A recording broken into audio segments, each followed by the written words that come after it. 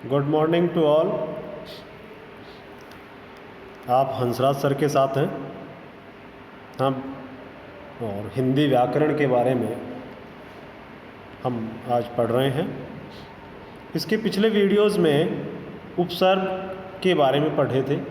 उपसर्ग की परिभाषा, उपसर्ग के प्रकार, उपसर्ग क्या होता है। उपसर्ग एक शब्दांश होता है जो शब्द के पहले जुड़ता है, जो मूल शब्द है उसके पहले जुड़ता है और वह उस मूल शब्द के अर्थ में परिवर्तन ला देता है, थोड़ा बदल देता है। पूरा बदल देता है, थोड़ा बदल देता है, बल्कि उसमें परिवर्तन जरूर ला देता है, तो वो उपसर्ग होता है।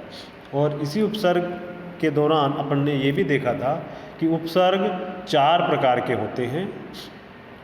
तो अब इसमें जो जिस प्रकार से मूल शब्द के पहले कुछ शब्द जुड़ जाते हैं और वे कहलाते हैं उपसर्ग, उसी प्रकार से मूल शब्द के कुछ शब्द ऐसे भी होते हैं जो मूल शब्द के बाद में जुड़ करके नया शब्द बना देते हैं। जैसे मूल शब्द वर्ष है, ये जो प्रिंट है वो थोड़ा सा गड़बड़ है, इसको सुधार लेंगे। शब्दांश जहाँ लिखा है ब्लू में, वो शब्दांश नहीं है, वो मूल शब्द है। और जहाँ मूल शब्द है वहाँ शब्दांश है। जैसे वर्ष, वर्ष एक मूल शब्द है, उसका अपने आप में अर्थ होता है कि मूल शब्द जो वर्ष है उसका क्या अर्थ होता है। ऐसा एक 12 महीने का पक्ष होता है, तो उसको हम वर्ष बोलते हैं। तो उसका अपने आप में एक मूल शब्द है, वो अपने आप में शब्द है, उसको किसी दूसरे शब्द की ज़रूरत नहीं है। उसके बाद में शब्दांश है इक, अगर हम उसके साथ इक जोड़ते हैं तो ये बनेगा वार्षिक। इसी प्रकार से अर्थ, उसके साथ अगर हम इक जोड़ते हैं तो ये बनेगा आर्थिक। दिन, इक तो बनेगा दैनिक। तो इस प्रकार से ये जो मूल शब्द के बाद में जो शब्दांश जुड़ते हैं, जैसे इक जुड़ रहा है, वर्ष में भी इक जुड़ा, अर्थ में भी इक जुड़ा, दिन में भी इक जुड़ा, तो जो इक है वो प्रत्यय कहलाता है। अब ये परिभाषा यहाँ सामने लिखी है। ऐसे शब्दांश जो मूल शब्द के अंत में जुड़कर उसके अर्थ में परिवर्तन ला देते हैं वे प्रत्यय कहलाते हैं। शब्द नहीं है, वो शब्दांश है। जैसे अपन ने उपसर्ग में पढ़ा था, वो भी शब्दांश है, लेकिन वो मूल शब्द के पहले जुड़ते हैं और प्रत्यय मूल शब्द के अंत में जुड़ते हैं। दोनों में यही अंतर है। वो क्या करते हैं कि शब्द जो मूल शब्द है उसका अर्थ है उसका परिवर्तन ला देते हैं। इनमें अर्थ में विशेषता ला देते हैं, परिवर्तन नहीं लाते, उसी से मिलता जुलता रहता है, पूर्णतया परिवर्तन नहीं होता। जबकि उपसर्ग में कई बार ऐसा होता है कि शब्द के अर्थ का अनर्थ कर देते हैं, बिल्कुल उल्टा ही हो जाता है, बिल्कुल विपरीत अर्थ बना देते हैं। जैसे मान, अप जुड़ा था तो हो गया था अपमान, यानी मान सम्मान, और अपमान यानी किसी का अपमान करना, किसी को बेइज्जत करना। तो बेइज्जत ये भी उपसर्ग था, तो ये बेइज्जत है, अपमान है, अनुपस्थित है। तो ये शब्द जो हैं वो क्या करते हैं, अर्थ का अनर्थ कर देते हैं। लेकिन प्रत्यय के साथ में ऐसा नहीं है, प्रत्यय उसी शब्द के इर्द गिर्द ही अपना अर्थ रखते हैं। प्रत्यय के भेद, प्रत्यय जिस प्रकार से हमने उपसर्ग के बारे में उसके भेद पढ़े थे, उसी प्रकार से प्रत्यय के भेद भी होते हैं। कौन कौन से होते हैं वो देख लीजिए। प्रत्यय के 2 भेद होते हैं, 2 प्रकार होते हैं इसके। पहला कृत प्रत्यय और दूसरा तद्धित प्रत्यय। पहला है कृत प्रत्यय, 2 रूप। जैसे उपसर्ग 4 प्रकार के होते हैं, वैसे प्रत्यय 2 प्रकार के होते हैं, कृत प्रत्यय और दूसरा तद्धित प्रत्यय। कृत प्रत्यय क्या है? क्रिया या क्रियाओं के मूल रूप धातुओं के अंत में लगाकर, क्रिया या क्रियाओं के मूल रूप धातुओं के अंत में लगाकर संज्ञा, विशेषण तथा क्रिया बनाने वाले प्रत्यय कृत प्रत्यय कहलाते हैं। जो क्रिया या क्रियाओं के मूल रूप धातु का जो अंत में लगाकर जो मूल शब्द रहता है, जो क्रिया होती है या उनका जो मूल रूप रहता है, उसके अंत में लगाते हैं और उससे संज्ञा, विशेषण या क्रिया बना देते हैं। जो मूल शब्द होता है, जो धातु होती है, जो क्रिया है, इंग्लिश में बोले तो वर्ब होती है और हिंदी में बोले तो धातु, ये अपना क्रिया, और संस्कृत में बोले तो धातु। तो उसके अंत में जो लगते हैं और उसके बाद वो या तो संज्ञा बना देते हैं या विशेषण बना देते हैं, उनको कृत प्रत्यय कहते हैं। जैसे उ, लिख प्लस आई। लिख क्या है? एक धातु है, लिखना, संस्कृत का लिख है, तो वैसे यही लिखना। तो लिखना आपका क्रिया है, लेकिन ना की जगह जो लिख धातु है, जो क्रिया है लिख, उसमें आई लगा देंगे तो ये हो जाएगा लिखाई।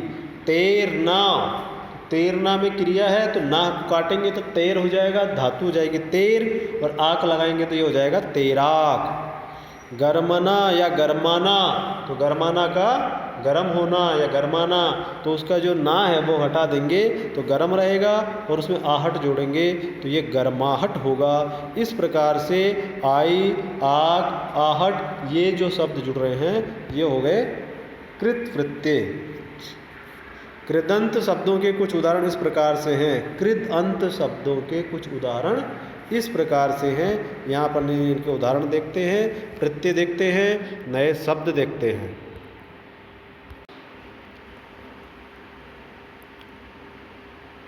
कृदंत शब्दों के कुछ उदाहरण इस प्रकार से हैं। प्रत्यय, क्रिया धातु और नए शब्द। प्रत्यय उ है, क्रिया धातु खा, उड़, चल। खा, उड़, चल ये क्रियाएं हैं। खाना क्रिया होती है, उसका खा, ना को अपन ने हटा दिया तो क्रिया धातु हो गया खा। उड़ना धातु हो गया उड़। चलना धातु हो गया चल। उसके अंत में जोड़ना है क्योंकि ये प्रत्यय है, तो अंत में जोड़ेंगे उ। जैसे खा में उ जोड़ेंगे तो खाऊ, उड़, उड़ाऊ, चल, चलाऊ। इसी प्रकार से ई एक प्रत्यय है, वो प्रत्यय जब ई किसी क्रिया या धातु के अंत में जुड़ता है तो किस प्रकार से अर्थ बनाता है वो देखते हैं। हंसना, तो हंसना से धातु रहेगी हंस, तो हंस ई जोड़ेगा हंसी। बोलना, तो ना तो हो ही गया बोल, तो ई जोड़ेंगे तो बोली। पढ़ना, तो ये पढ़ी, तो ये ई प्रत्यय से शब्द बन गए हंसी, बोली, पढ़ी। नेक्स्ट आई, लड़, लड़ना होता है उसका लड़ हो गया। सुनना उसका सुन धातु हो गया।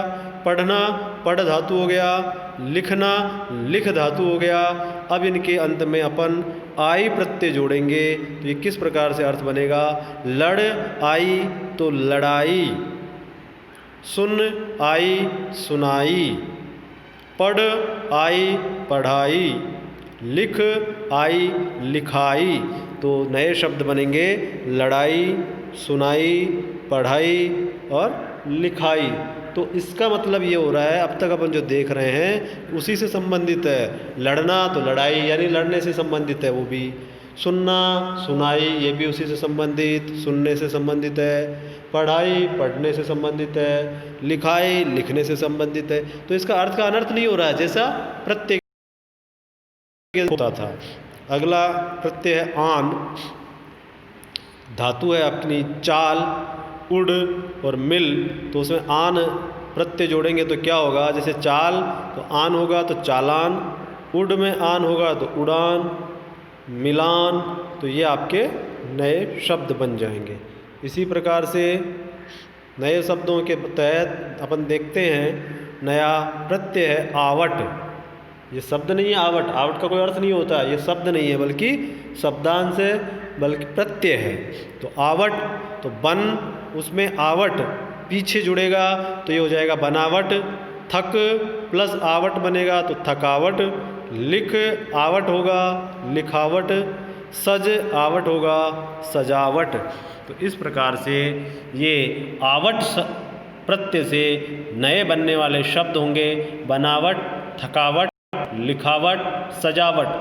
परीक्षा में जब आपके पेपर आएगा उसमें ऐसे ही लिखा होगा कि ऊ प्रत्यय से बनने वाले दो शब्द लिखिए।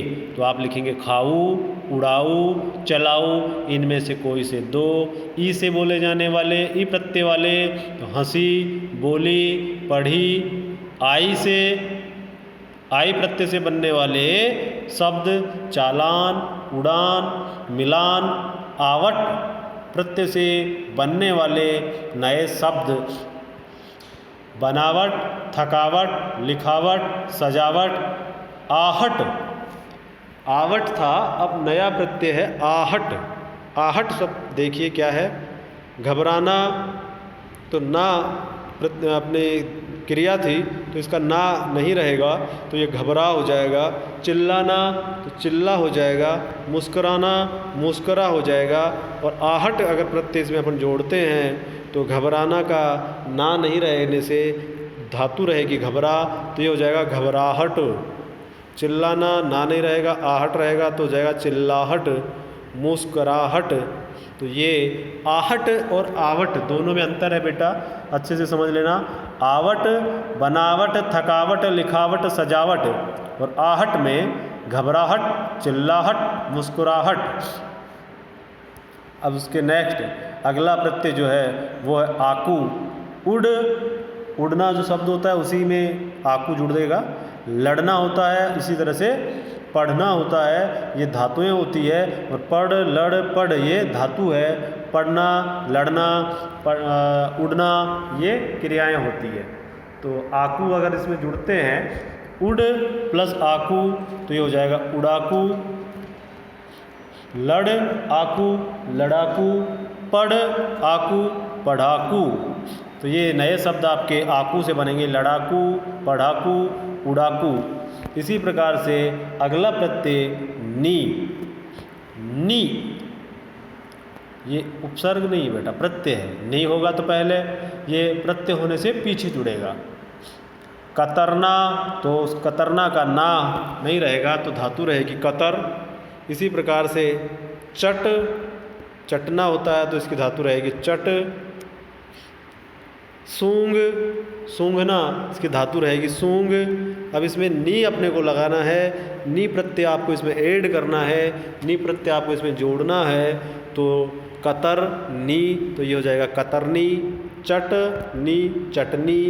सूंघ नी सूंघनी। तो इस प्रकार से नी प्रत्यय से आपके नए शब्द बन गए कतरनी, चटनी, सूंघनी। इसी प्रकार अगला आपका जो प्रत्यय है वो है आव। आव बचना, कटना, बहना, इनमें जो क्रियाएं हैं उनकी धातु है बच, कट और बह। तो इनमें आव प्रत्यय लगा देने से नए शब्द क्या क्या बनते हैं देख लीजिए। बच आव बचाव, कट आव कटाव, बह आव बहाव। अभी तो खूब दिख रहा है आपको। बचाव, पानी वानी जब आता है तो पानी से बचने के लिए भगते हैं ना। पानी जब गिरने लगता है तो छाया ढूंढते हैं ना कहीं, घर मकान वगैरह जो भी, तो वो बचाव हो गया। बहुत ज़्यादा पानी गिरता है तो कहीं कहीं कटाव लग जाता है, बह जाते हैं छोटे मोटे, तो वो उसको बोलते हैं कटाव हो गया। पानी बहुत तेज़ी से बह रहा है तो ये बहाव हो गया। यानी पानी का बहना वही बहाव है। कहीं से मिट्टी का कट के जाना, पानी के साथ बह के जाना ही कटाव होता है, बचना ही बचाव होता है। तो इस प्रकार से ये जो आपके प्रत्यय हैं, कृदंत प्रत्यय जो होते हैं, उनके ये कुछ उदाहरण थे। इनको देखने से साफ साफ लग रहा है अपने को कि इसमें शब्द में जो नया शब्द बन रहा है उसमें कोई ज़्यादा अंतर नहीं आ रहा, उसी से संबंधित है, या तो उसकी विशेषता बता रहा है या फिर उसी से जुड़ा हुआ है, उसकी संज्ञा यानी नया शब्द बन रहा है। इसी प्रकार से ये आपके पूरे कृत प्रत्यय जो हुए उसके कृदांत के ये जो उदाहरण थे, नए प्रत्ययों के उदाहरण थे, वो आप अच्छे से देख लेंगे, अच्छे से पढ़ लेंगे। और कम से कम एक एक प्रत्यय के कम से कम 2 नए शब्द जरूर लिख लेंगे, ताकि आपको उन्हीं 2 के आधार पर ज़्यादा भी बनाना पड़े तो हम बना सकते हैं। जैसे ऊ से खाऊ, उड़ाऊ, चलाऊ था, तो ऐसे कमाऊ भी होता है, कमाऊ पूत तो कमाऊ हो गया। तो इस प्रकार से आप दूसरे और भी, जैसे ये आई है, आई में पढ़ाई, सुनाई, लिखाई, लड़ाई ये है, तो इसमें ठोकना होता है तो ठुकाई भी होती है ना ठुकाई। तो इसी प्रकार से आन, तो ये इस प्रकार से जो नए नए आप सामान्य बोलचाल में बहुत सारे शब्द देखेंगे जो इससे मिलते जुलते शब्द हैं, तो उनमें से क्रिया को आपको अलग से पहचानना है, धातु अलग से पहचानना है और उसमें कौन सा प्रत्यय लगा हुआ है वो देख लेना है। तो मुझे पूरी उम्मीद है आप ये वीडियो अच्छे से देखेंगे, देखने के बाद इसको अच्छे से समझेंगे। समझ में नहीं आता है एक बार फिर से इसको देखेंगे, और यदि फिर भी समझ में नहीं आता है तो ये जो अपना व्हाट्सएप का जो अपना ग्रुप रहेगा आप उसमें अलग से देख सकते हैं, बोल सकते हैं कि सर हमको यहाँ पर ये समझ में नहीं आया है, आपको उसका निराकरण फिर से किया जाएगा। और एक चीज़ बात क्लियर है बेटा, आप साथ के साथ लर्न करते जाएं, याद करते जाएं, क्योंकि लॉकडाउन के दौरान आपको उतना पिछले बार के जैसे पीछे पड़े रहना, आपके पीछे लगे रहना संभव नहीं है। लेकिन ये जो आप होमवर्क करेंगे, जो लर्निंग करेंगे, उसके आधार पर आपकी जो मार्किंग होगी वो आपका रिजल्ट पे बहुत ज़्यादा असर डालेगा। इसलिए आपसे मेरा फिर से रिक्वेस्ट है कि पूरा ध्यान लगा करके पढ़ाई करें और वीडियो अच्छे से देखें। धन्यवाद।